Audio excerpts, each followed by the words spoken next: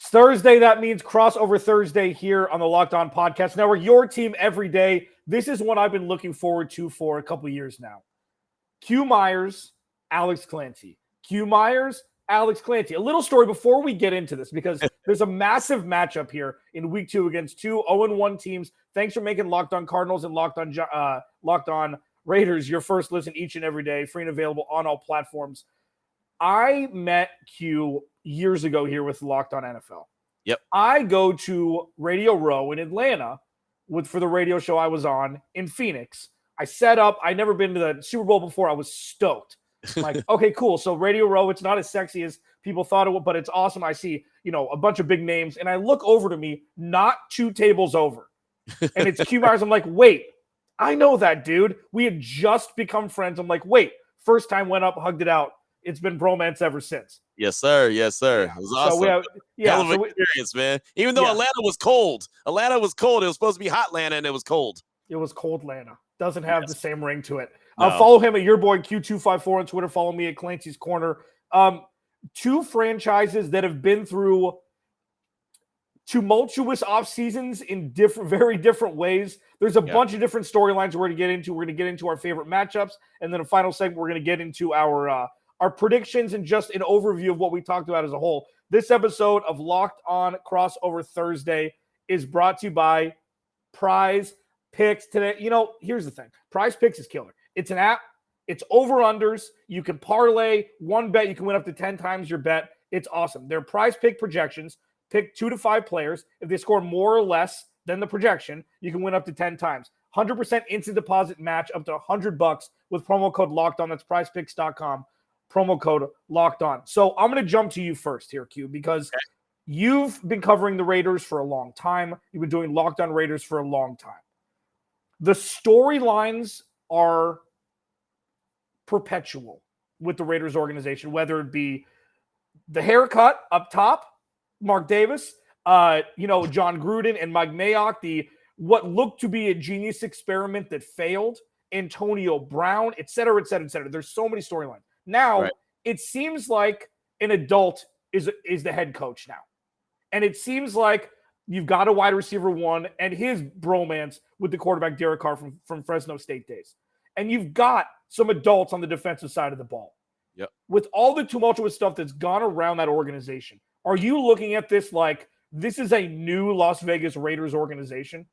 Oh, no doubt. No doubt. That's been one of the fun storylines all offseason and training camp and preseason, that it was all about football, right? I mean, that was the conversation we were having. Football, football, football. Derek Carr said, this is the first offseason and training camp that I haven't had to worry about a contract, haven't had to worry about hearing that another quarterback's going to come in, I'm about to get traded, this, that, and the other. It's all about football, and of course, knock on wood, the season's a long season. Anything can happen, as we saw in 2021, the roller coaster ride that they had. But yeah, to be able to just talk about football and feel like that the organization has some stability. There's a new president, there's a new GM, there's a new front office, there's a new head coach, there's a new coaching staff, and everyone seems that they're in lockstep with each other, and they all have the same plans and ideologies, right? This is what we're going to do as an organization moving forward. So I do think that it's a great spot that they're in right now.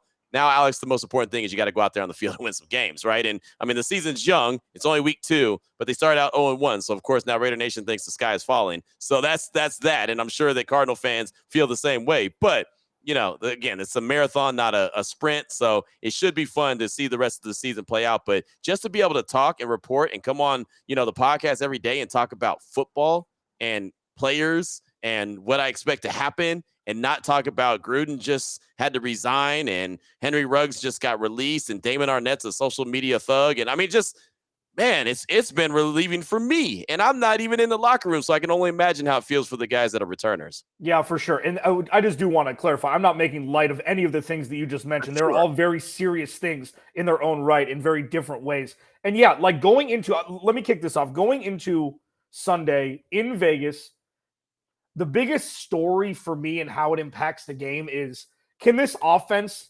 be the strength of this team? Because I've said pretty much from day one, once, the middle of the 2019 season, I'm like, wait, the offense is supposed to be the strength here. And the defense has been the metronome. It's been the stability of this organization. And I'll tell you what, nothing's been perfect, but the defense with Budda Baker and Chandler Jones when he was here, Jordan Hicks, things have changed a lot on the defensive side of the ball. And now Steve Keim had the obvious plan of, we're going to front load the offense. The offense is going to be the strength, which is going to make me look like a genius, which makes the Cliff Kingsbury extension look correct, which makes Kyler Murray look like an elite quarterback, and the defense has kind of been hung out to dry. And what we saw in week 1 was when the offense doesn't put up points early and often, the defense can't stop anybody. And that's Patrick Mahomes, not comparing him to Derek Carr, even though I've come on your show, your terrestrial radio show multiple times. Yeah. I believe in Derek Carr a lot more than the masses. Like, being a leader from the quarterback position is something that Derek Carr is, and anybody in that locker room would go to war for him. So if the offense doesn't put up points right away, you're looking at Davante Adams, Darren Waller, Hunter Renfrow, Josh Jacobs, and then an offensive line that, has its ups and downs. But Derek Carr is much better than what Andy Dalton kind of reign that he's being put in.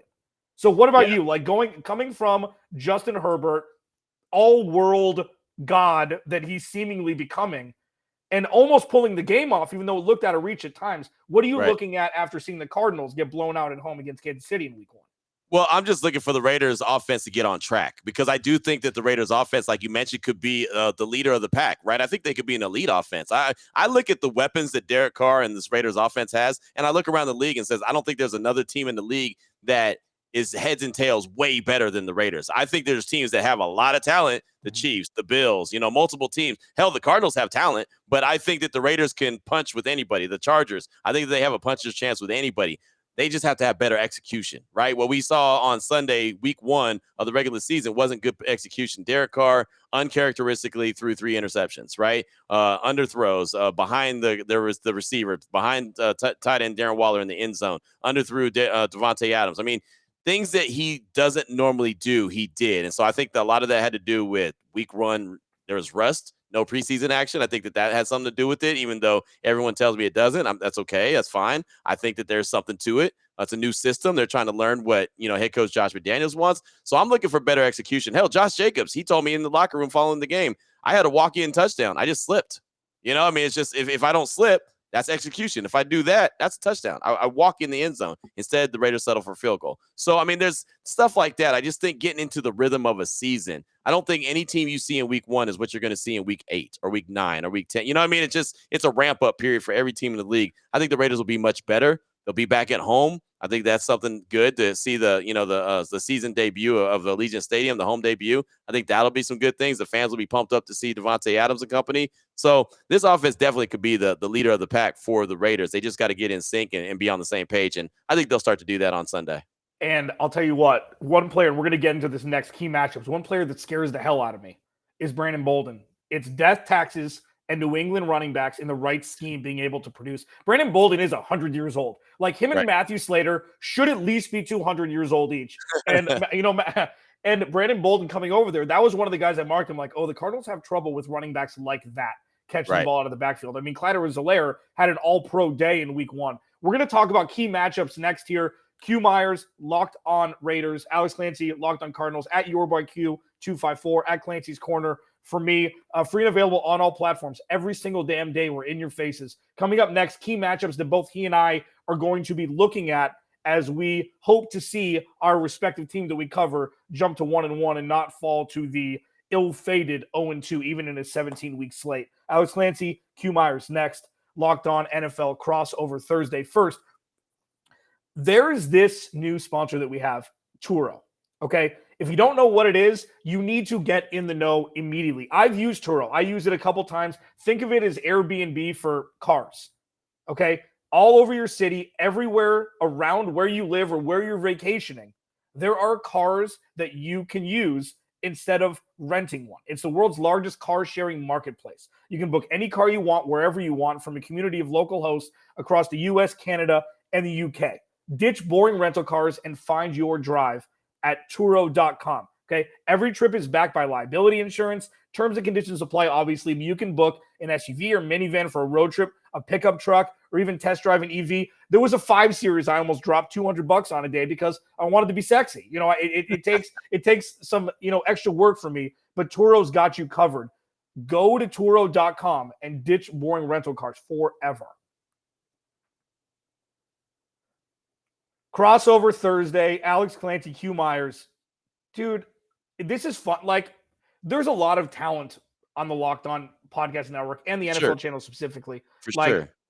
And getting to talk to people that we only get to talk to through our Twitter DMs or a crossover once every couple of years, it's a treat sometimes. Well, it's a treat always, but it's nice to be able to do this. And especially with two teams that are on very, very similar yet freakishly different trajectories regarding expectations and like the foundation of stability. Because you're right. The Raiders forever. I don't know why forever. Number one, top 5 penalties, always. Yep. And there was never really, it doesn't matter what regime, it doesn't matter who the players were. That was always a staple of the Oakland Raiders, now in Vegas. The Cardinals are kind of there too, and it's like, well, it's on the players. No, that is an infrastructure thing. And I think you'd agree with that. Before we jump to key matchups, that's a thing. It's a bugaboo where it's like, you can win a bunch of games, but if you can't do the little things right, you're going to have problems growing up and hopefully inevitably winning a Super Bowl.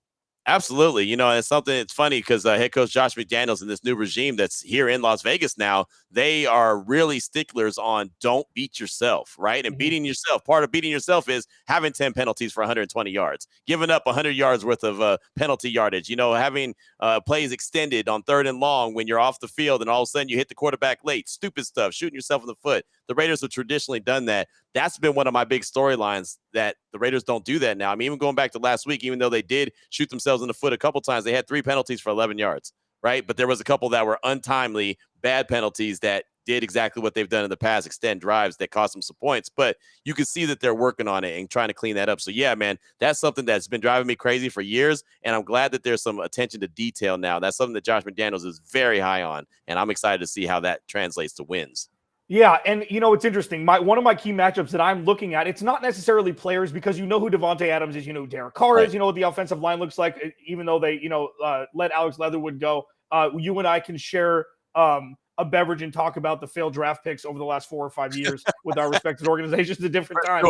But it's more Josh McDaniels' offensive scheme versus Vance Joseph. And that's the thing where it's like Vance Joseph, I've said a lot, and I'm going to continue to say he's set up to be the scapegoat, the fall guy, if things don't work in Arizona, because he hasn't been given the tools in an effort to build a defense that can complement what's supposed to be a very high-powered offense with the Cardinals. Now, Josh McDaniels is a freakish, insane wizard when it comes to using running backs, using tight ends, and then he's never had a wide receiver one. I don't think he was there when Randy Moss was there, right? I mean, he hasn't had. No, he was there. He was there for a quick minute with Randy Moss. Yeah. Okay, so that's one, and now he has Davante Adams, and it's built in, rapport with his college quarterback. I'm so scared that they're going to put up a 40 burger on the Cardinals. I am, because they've got all the makings of it. It's not like it's more like Miami Heat LeBron, where it's Dwayne Wade, LeBron, and Bosh. They play different positions. So you have Darren Waller, and you have Hunter Renfrow, and you have Davante Adams, defined roles. And all of them can beat you. So that's one main one for me. And the other one is, can the Cardinals just exploit somehow Max Crosby and Chandler Jones? Can they make them look foolish in an effort to put up 25 or 30 points? Because I think they're going to need to do that every game to win games this year. What are a couple that you're thinking about? No, those are good ones right there. I like that. And as far as, I'm concerned, how about the Cardinals defensive line and the Raiders offensive line? Because as much as I feel like the offensive line is going to get it figured out, Alex, last week they rotated 7 guys, right? And you've covered football long enough. There's only 5 guys on the offensive line. You shouldn't have to be going into week 2 rotating 7 guys. You should know who your 5 are. So that concerns me because, that's got to be one cohesive unit. So I know, looking at the injury report, and look, it's not, complete yet. It's not inactive yet, like it will be on Sunday morning about 90 minutes before the game. But I see J.J. Watt's injured, not participating. Really, for the Cardinals, the injury report was super long. So, I mean, how concerned are you that the defensive line may not have the dogs to get after the quarterback? Well, I mean, it's going to be repetition of what we saw last week. J.J. Watt hasn't practiced. Rashad Lawrence had an over 90 Pro Football Focus grade, played interior, but they didn't get pressure. And the problem is, when you don't have veteran depth of consequence already outside of J.J. Watt, and then there's injury concerns, it doesn't make it look like, and I said this once, and I retracted it immediately because it was very unfair. Like, they didn't look like a practice squad defense by any stretch, but it was like the serious things that need to get done, Marcus Golden, Dennis Gardeck is the second pass rusher for the Cardinals. The majority of people in America couldn't pick out Dennis Gardeck out of a lineup. Right. And that's where they are. So it's like if J.J. Watt's out, he's 33 years old. He's not going to be a saving grace. Right. He's going to be accounted for. But what the Cardinals don't have now that they had last year, regardless of Chandler Jones' production, was opposing offenses accounting for him. Mm-hmm. And they don't have to account for any defensive player not named Budda Baker and Jalen Thompson. There's 9 guys that they can just run roughshod at. So that's more what I'm concerned about, and not necessarily the front, because everything's an issue. I think Vance Joseph is still going to blitz because that's the best way to shore up the lesser than cornerback room that they have currently. So it's a lot, man. It's a lot. Like, the best defense for the Cardinals is going to be keeping Derek Carr on the sidelines with their offense on the field. Right. Well, I mean, if they blitz, the one thing Derek Carr is really good at is getting the ball out of his hands, pretty quickly. Yep. He's pretty successful against the blitz. I wanted to ask you about a couple guys, though. Guys that I know Raider Nation was high on when they were coming out in the draft, and I was high on as well. One, Isaiah Simmons out of Clemson, drafted top 10, I believe. He was number 8 overall. Yeah, that was a pick that I looked at. I was like, oh man, that guy, he can do a little bit of everything. I haven't heard a whole lot about what he's able to do. And then Zaven Collins as well, coming out of Tulsa. He was a guy, hey, man, this is going to be a big-time linebacker. Haven't heard a lot about him either. What's been going on with those two guys in particular? Isaiah Simmons has greatness in him, I believe. I believe he's being completely misused. They're using him at inside linebacker. Like, Isaiah Simmons, and I know that this isn't – I know football, but I don't know, inch to inch. I don't know why they don't just let him see quarterback, hit quarterback. Right. He's so fast. He's built in a lab. He's the jack of all trades. All that crap that people say. He's 6'3", 240, and he ran a sub 4.5 40. If you don't know how to use him, you should be removed from your post. And they still don't know how to use him. He's a cautionary tale. Hassan Reddick should have been a cautionary tale. Hassan Reddick was in 4 different defensive schemes from his last year in college through his 3rd year in the NFL. He was his 5th year option was not picked up. He had 10 sacks when Chandler Jones went out in 2020. He had over 10 sacks in Carolina. He was looked at as Defensive Player of the Year candidate for the first half of the season, and now he got cheese in Philly. That's what we're seeing from Isaiah Simmons again, because you tell me that he doesn't go to the Raiders, they don't find the right spot for him. Right. 30 NFL teams would find the right spot for him, and they're still trying to figure him out, still trying to figure out where to put him. And some of this does have to do with their inability to build out the roster this offseason, where they have to play him. They have to use the star position for him. They have to have him in coverage when it's not his strong suit. So it's frustrating because you see greatness in him, and they're just misusing him. And Zaven Collins, I don't know. I don't know what Zaven Collins is. I don't know if they moving him inside was the right move. I don't know if them drafting him was the right move when they had different needs elsewhere. What I do know is he looked lost in the preseason. Okay. And that's really he played 95% of the snaps. Watching the tape afterwards, he played a lot better than what it looked like on the field initially. But he needs to take those steps. And it's his 2nd year, man. It takes people time. Devin Bush wasn't Devin Bush until the late end of his 1st year, early 2nd year, and then really popped. Like, it takes a while. It takes a while. So, we're going to give our predictions next. I do want to carry this over a little bit. I want to ask Q. I don't want Ross Jackson to get pissed off at me. So we're going to break here. But I want to ask Q about the secondary with the Raiders. And then we're going to pivot to our predictions and really just wrap this whole baby up, because this has been more of the fun ones. Alex Clancy, Q Myers, Locked On Cardinals, Locked On Raiders, crossover Thursday. We'll talk about that more next. BetOnline. This is the stat that I'm going to give for the Cardinals fans out there. I talked about this yesterday. Cliff Kingsbury is now 3rd on BetOnline's odds list to be the first head coach fired in 2022. Mike McCarthy 4-1, Matt Rule I think 15-4, and then Cliff Kingsbury's 5-1. If you want to find things like this, futures, division winners, game spreads, everything, betonline.net's got you covered. Okay, find all the latest football league developments, game matchups, news, and podcasts, including podcasts for every week. They got stuff rolling. It's your continued source for all your sports wagering information, including live betting, esports, and scores. Go to the website or use your mobile device today to learn more about the trends in action. BetOnline, where the game starts. He is your boy Q from Locked On Raiders. I am Alex Clancy from Locked On Cardinals. Follow him on Twitter at yourboyQ254. Follow me at Clancy's Corner. You could check me out on YouTube. Like, subscribe, turn the notifications on for whenever you want to see my ugly mug talking Cardinals, and free and available wherever you get your wherever you get your podcast. I'm on Locked On NFL Thursdays. He's on Locked On NFL Fridays. We're everywhere. Yes. We're everywhere. You ain't getting rid of us. Raiders, Cardinals. I do want to ask you before we give our scores, our score predictions. The Raiders defense held Justin Herbert to, what was it, 24? Is under 25 points, right? Yeah, it was what was it, 24-19 was 24-19, right. Yep. And the Cardinals gave up a 44 burger to Patrick Mahomes, and Patrick Mahomes didn't play a good portion of the fourth quarter. What are the strengths of the secondary of the Raiders, and what can Kyler Murray see potentially as a scheme to defend against them?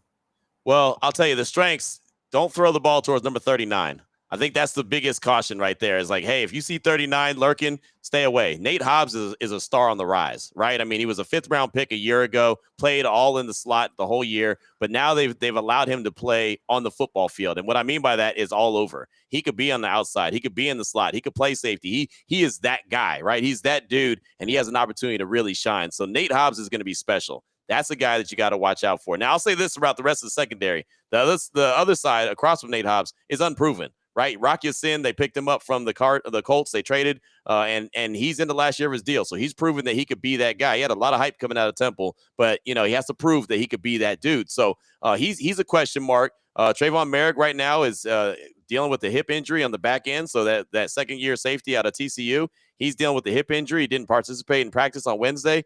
I don't know if he's going to go on Sunday. If he doesn't, you expect to see a lot of Jerron Harmon. Expect to see a lot of Jonathan Abram. And maybe a Roderick Teamer. But the one thing about Jerron Harmon, I'll say this, I think it's a big drop-off if Merrick doesn't play, but Jerron Harmon is a guy that's going to make plays. He's a guy that they called him the closer in New England for a reason, because he found ways to come up with the ball, right? Just at the end of the game, he did that. And what I saw from him in training camp, he told a lot of guys where to be. He lined them up and said, hey, you on this play, I recognize this from film study. You be in this area. The ball's going to come over here. If I don't intercept it, I'm going to tip it. If I tip it, you got an opportunity to make a play. We saw that happen, and I've asked him about it. And he said, that's all film study, Q. It's all film study. Like, if you see the formation, there's only a certain amount of things they can do out of it, and I know where to line up. So he's a student of the game, and I know that sounds cliche-ish, but that's just who he is. So that's something to get excited about. But they play a lot of the press man coverage, So if these guys can get a step on whoever is playing in the corner position, it might be able to get open. The pass rush, they go hand in hand, right? So, I mean, if Crosby and Chandler Jones are having ways to get home, then, it's going to be a tough day at the office. But if they're struggling to get home, if the offensive line is slowing them down and Kyler Murray is able to run around the yard similar to what Justin Herbert did, he ran around and kept plays alive and was able to make some big plays. That's really where things, start to break down for the Raiders secondary. If guys are allowed to run free after Kyler Murray breaks the original contain, then that could be a problem for the secondary. But I really feel pretty comfortable about where the defense is at. They only allowed 7 points in the second half against the Chargers last week, so I think that they're headed in the right direction.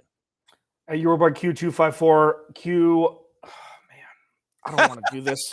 I don't want to do the score predictions now. I know, I hate score predictions. I hate them. I picked 27-20 Raiders last week, and they ended up losing 24-19. So there's that. Well, I picked the Cardinals to win. So I feel like Ryan. Chris Clark looked at me like I was high. He's like, what are we doing here? Like, are we? Right. So let's do this. I'll go first. Okay.